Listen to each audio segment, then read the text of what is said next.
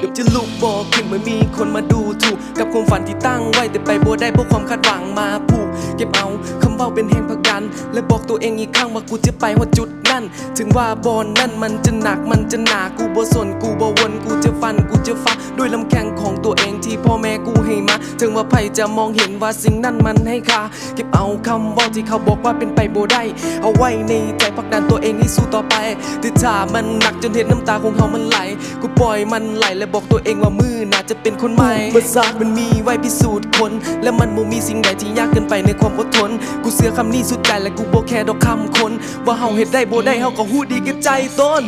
เป็นวันที่ฟ้ามันมองจะมองว่าเห็นแสงสว่างก็จงใส่ความฝันให้มันเป็นแสงส่องนำทางดวงดาวที่สดใสผู้มีความมืดครอบงำเอาไว้บอกตัวเองว่าต้องมีสักวันที่ต้องเป็นของเฮาจะว่าเฮายังคงมุ่งมั่นสักวันมันต้องเป็นจริง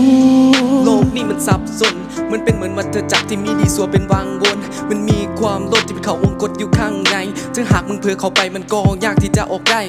หากเกิดมาบ่เห็นค่าชีวิตมีเลือดเนื้อลมหายใจแต่บ่เดินออกไปเฮ็ดสิ่งที่คิดคงน่าละอายใจแต่น้อยจนใหญ่มีแต่ความผิดฉะนั้นมึงควรฮู้ไว้เฮ็ดดีเข้าไว้เพราะลมหายใจมันมีลิมิต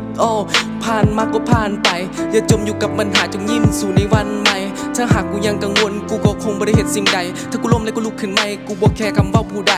เพราะทุกคนมีสิทธิ์คิดมีสิทธิ์ฝันแต่อยากรู้ว่ามีจักคนที่มันเดินตามความฝันแต่ถ้ามึงนอนเพื่อบ่ลงมือกระทำมันก็เหมือนกับมึงหิวข้าวแต่มึงบ่คิดที่จะหุงมัน